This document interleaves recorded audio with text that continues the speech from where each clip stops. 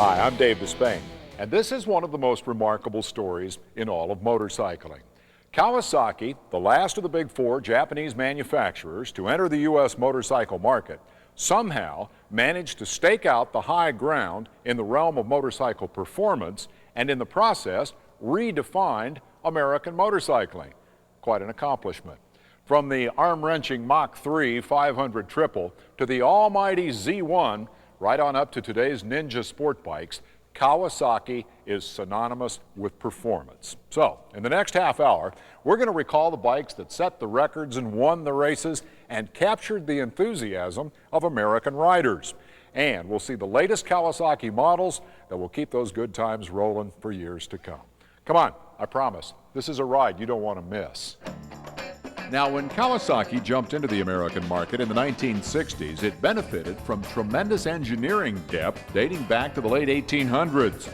Ships, trains, planes. Kawasaki was into heavy iron until the 1950s when it sprouted its first motorcycle R&D division.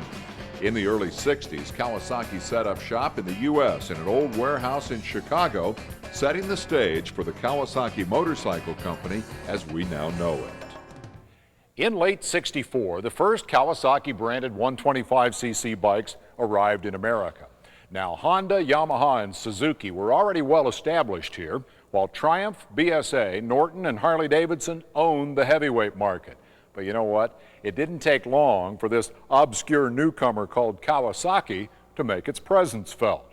In 1966, Kawasaki delivered a wake-up call to performance-oriented motorcyclists.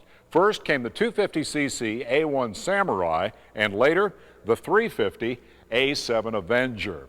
Now, rotary valves were the key to the impressive power of these twin-cylinder two-strokes. Fast, fun, and affordable, the Samurai and the Avenger brought new ideas, new excitement, and new people to motorcycling. Sure, a great deal has changed in the 34 years since, but the spirit of those accessible, easy-to-ride, and exciting machines lives on, right here in the Ninja 250R. This pint-sized slice of real Ninja technology packs a lot of performance into just 250 cc's. It's docile enough for new riders to handle easily, yet there's power in reserve to entertain even the experienced rider. With sophisticated suspension and disc brakes, the Ninja 250R leaves the beginner bikes seriously outgunned. Another popular Kawasaki choice for new riders is the Vulcan 500 LTD. Distinctive custom styling, a smooth and spirited 500cc power plant, and low 28.1-inch seat height provide comfort and performance for riders who are just getting up to speed.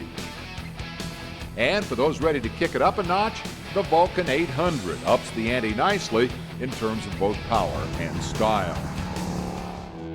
When we return, we'll see the machine that established Kawasaki as a performance legend. Now let's talk about one of my all-time favorite motorcycles. In 1969, I thought I had a pretty fast street bike. Then this thing showed up.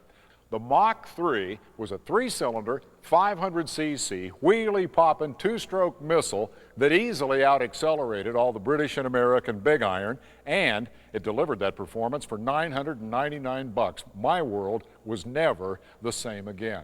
And this bad boy lust object forever established Kawasaki as the company with a lot of attitude and the raw performance to back it up. Other legendary two-strokes would follow, the 750cc H2 and the racing H2R and the KR 750, which helped establish Kawasaki's reputation on the track. Now, the company win record includes multiple world road racing championships and notable technical highlights like the exotic four-cylinder two-stroke, the KR 500 from the early 80s.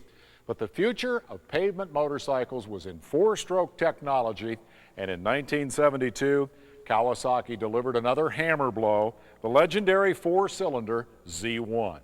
It's easily forgotten that this bike's performance was inspired by a Honda. Here's how it happened. The Z1 was already in development as a top-secret 750 when Honda's CB750 four-cylinder shook up the American marketplace.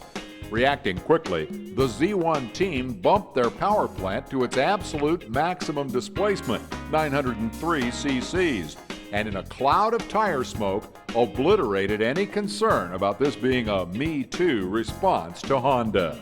The Z1 broke records, kicked ass, and was generally acknowledged as the outstanding motorcycle of the 70s. Decades later, its spirit still lives in the new Kawasaki ZR7S, a stripped-down hot rod 750 that delivers an elemental take on the classic naked standard machine. Air-cooled like the Z1, the thoroughly modern ZR7S delivers acceleration that would put the old Z to shame. Add triple discs, unitrack rear suspension, and precise handling, and the ZR7S reminds us just how far our motorcycles have come. Beginning with the Z1, Kawasaki's inline four-cylinder machines became the benchmark for motorcycle road racing performance. This was one of the great eras in Kawasaki history, highlighted by Eddie Lawson's amazing Superbike performance.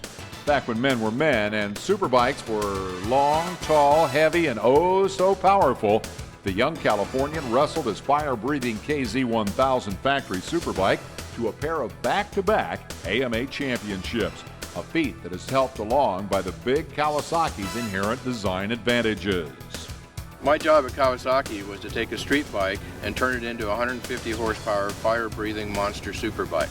With over 150 horsepower and the chassis technology of the day, it took a real special rider like Eddie Lawson to take the bike to its potential. In 1982, Lawson's exploits were commemorated with the rare and coveted Eddie Lawson replica. This is the racing version, the S1. Today, the ZRX 1200 pays homage to that great chapter in Kawasaki history. But this is no technological throwback. With its liquid-cooled four-valve per-cylinder engine, K-Trick ignition, straight-shot intake ports, and meaty power output, the ZRX 1200 answers the throttle with modern-day authority. It's also blessed with handling refinement firmly rooted in the present. Eddie Lawson never had it so good. Don't go away. Next, the motorcycle that established the standard for modern sport bikes. In 1984, 2 years after Lawson's last championship, Kawasaki again changed the face of motorcycling with the introduction of the first Ninja, the GPZ 900R. Named for a cadre of elite Japanese warriors, the Ninja's sexy full bodywork wrapped around the first ever liquid-cooled inline four-cylinder production motorcycle engine. In short, the Ninja wrote the definition of the modern sport bike. Lighter than some 750s and more powerful than some thousands, this bike was recognized as a turning point in the sport and designated Motorcycle of the Decade by Motorcyclist magazine. In all its subsequent permutations, the Ninja has reflected the close relationship between Kawasaki's racing efforts and its production bike design. Lessons learned on the racetrack lead to fast-track design changes in the production machines. And how well have those lessons been learned? Focusing its factory racing efforts on production-based classes, Kawasaki has bagged an unprecedented 9 AMA Superbike titles, more than any other manufacturer. And in recent years, Kawasaki has dominated production-based drag racing as well, with 7 national titles in 600 Supersport and 750 Superbike. Today, Kawasaki's Ninja line of sporting street bikes represents one of the most recognized names in performance motorcycling. At the top of the current Ninja food chain, the awesome ZX-12R. This is the most radical embodiment of race-proven technology that Kawasaki has ever built. Designed to deliver the highest power-to-weight ratio in its class, the compact and lightweight ZX12R positively bristles with trick technology, electronic fuel injection, frame-integrated ram air system, and a narrow monocoque aluminum frame inspired by that of the KR500 Grand Prix racer. With more wind tunnel development time than any other model in Kawasaki history, the ZX12R is designed to dominate. The acceleration on the new Kawasaki ZX12R is like riding in an old muscle car. When you twist the throttle, it pushes you back in the seat. 900, it's a magic number. First the Z1, then the original Ninja, and today, the Ninja ZX9R.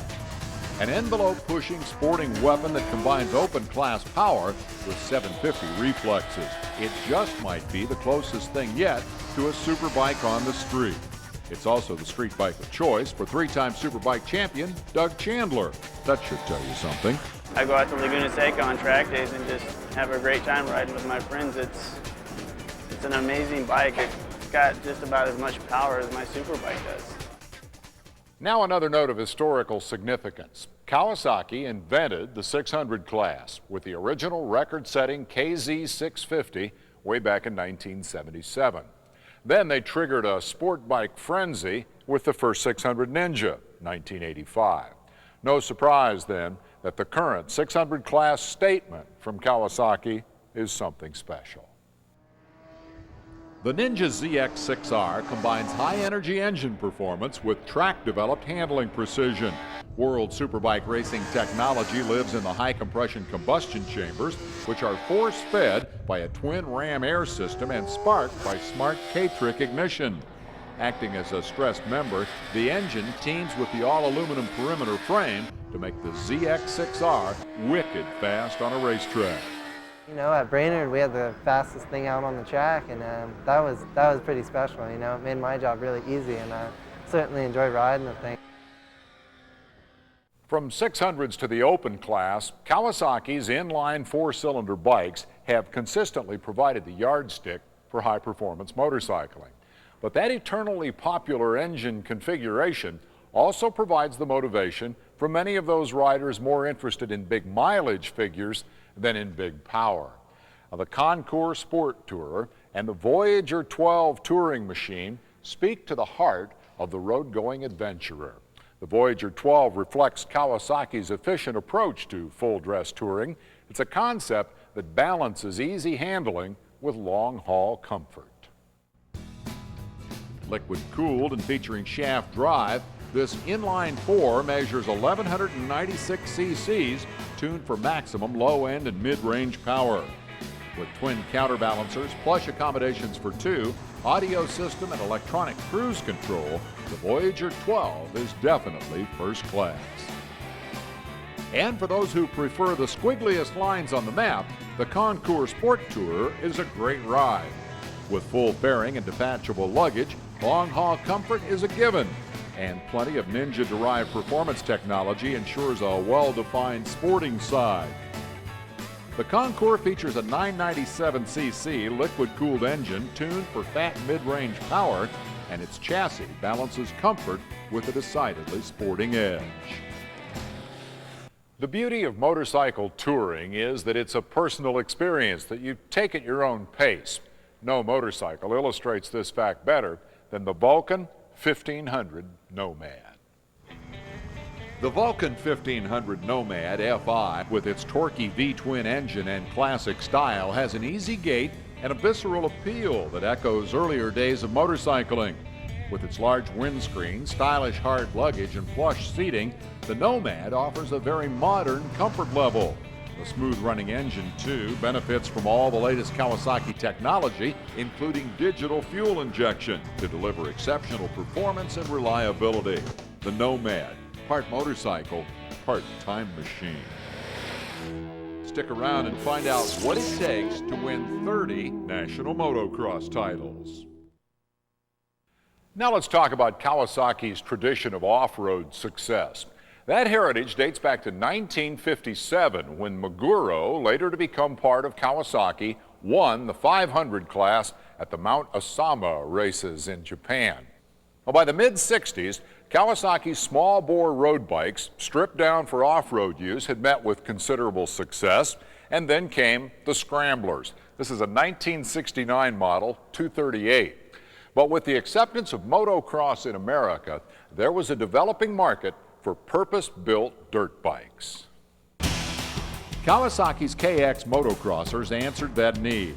Beginning in 1972, the KXs launched a string of 30 AMA motocross championships that continues through today. By constantly pushing technology forward, KX motocrossers have remained on the cutting edge of motocross technology for nearly 30 years. But motocross takes more than a winning machine. It takes winning riders. Born in 1981, Team Green, Kawasaki's nationwide support and assistance program, has been tremendously successful. By providing parts and tuning assistance for KX riders at hundreds of events all over the country, Team Green helps riders of all ages and talent levels get the most out of their machines. Team Green's support program that Kawasaki has is awesome. All the top guys have ridden for Team Green, myself, McGrath, Ryan Hughes, Ryan Swink, Kevin Wyndham, everybody rode for Team Green that you can think of just about. And they try to put you on the right track. It's definitely a good program. It's one of the best out there. Kawasaki's winning motocross strategy starts them out early with bikes like the KX65. Don't let its size fool you. The KX65 is a serious racing machine for kids who have already advanced well beyond beginner bikes. Growing kids need a machine that matches their stature and talent in the competitive mini ranks. The KX85 is the last stop before the 100 class and gets young racers ready for the bigger leagues with sophisticated KX technology that would be right at home on a big bike. Kawasaki ace Ricky Carmichael has had considerable success on the KX125, racking up 3 straight AMA 125cc national championships in recent years. The KX125 is the best 125 out there, you know. I won 3 championships on it, pulled a lot of hole shots on it, and it's proven itself. Continuous development is the key here, and the new KX125 has far-reaching improvements that combine to bring the machine right to that fine honed edge you need to be competitive. Motocross may be a battle of inches, but the KX125 isn't about to give a millimeter. Already an established powerhouse in the 250 class, the KX250 benefits from Kawasaki's continual development process that's aimed at finding and exploiting every possible edge to help racers beat their competition. My KX250 this year is awesome. We got that thing working so good, it handles good. It's really easy to ride, the chassis is really good, and the suspension works well. The motor is awesome, it's really easy to ride, and I enjoy racing it. Now let's return for a moment to Kawasaki's early history. Recall that when the company cut its motorcycling teeth, classic British twins ruled the road. So it's no surprise that in the mid-60s, Kawasaki's first heavyweight 4-strokes, the W Series, took their cues from England. So, how's this for a trip back in time? Today's W650 has the retro look nailed, yet delivers such contemporary technology as a gear-driven single overhead cam, 4 valves per cylinder, vibration-canceling engine balancer, and front disc brake. The look is 1960s, but the ride is completely modern. But nowhere in contemporary motorcycling will you find a more delightful blending of retro style and contemporary performance than in the Kawasaki line of heavyweight cruisers. Long before the market for cruiser-style motorcycles reached its modern-day historic peak, in fact, even before there was something known as a cruiser, Kawasaki took the first tentative steps away from the standard-style motorcycle with the KZ900 LTD, 1976. The brainchild of Wayne Moulton at Kawasaki's U.S. offices, the LTD started out as a customization of the garden variety KZ900 standard-style machine. Internally, not everybody approved of the controversial idea of messing with the highly successful and highly revered Z1. But the project got the nod, and by 1976, the KZ900 LTD was on sale and meeting with very favorable response. Even the hardcore performance enthusiasts at the motorcycle magazines warmed to the LTD because the LTD was the first production motorcycle to crack the 110-mile-per-hour barrier in the quarter mile. In the years since, the cruiser marketplace has broadened and grown to become the greatest single segment of new motorcycle sales. Kawasaki's current line of cruisers reflects the evolving tastes of American riders and their attraction to the easygoing rhythm and irresistible torque of twin-cylinder engines. When we come back, Kawasaki's engineers set their sights on Big V twins. A big Vulcan V twin is at the heart of the 1500 Drifter, a machine so evocative of 1940s motorcycling in America that it was chosen for permanent display at Chicago's Museum of Design and Architecture. Little wonder, given the Drifter's neo-retro style, reminiscent of the time before chrome was king. But digital fuel injection, 4-valve cylinder heads, and liquid cooling prove that the Drifter's technology is most assuredly not retro.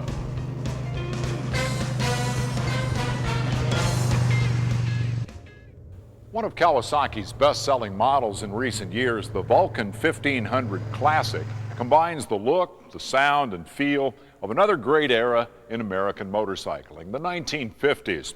Now, it features modern technologies like liquid cooling, 4-valve heads, and Kawasaki's throttle-responsive ignition control. But it is the 1500's cleanly elegant styling that has made it a popular choice for customization by its owners. Another variation on the Vulcan 1500 Classic theme is the FI model with the digital fuel injection system. With a separate throttle body for each cylinder, the Classic FI's counterbalanced rubber-mounted engine benefits from free breathing and precise mixture control in any situation. At the twist grip, the sensation is uncanny throttle response and ready V-twin power. The FI serves as the latest expression of Kawasaki's passion for motorcycle engineering. In closing, Kawasaki might have been at the tail end of the Japanese motorcycle invasion of the 1960s, but there is no question this is a company that has packed a lot of excitement into the decades since. Kawasaki's history is marked by landmark models that seem to share a common thread, a certain in-your-face irreverence for convention and a passion for sheer performance. Leave it to Kawasaki to do the unexpected and occasionally the impossible. The long-running "Let the good times roll" slogan still sums up Kawasaki's attitude eloquently. The Good Times Company is full of surprises. What Kawasaki will come up with next? Anybody's guess. But whatever it is, odds are it will be highly entertaining and involve horsepower. Probably lots of it. I'm Dave Despain. Thanks for watching.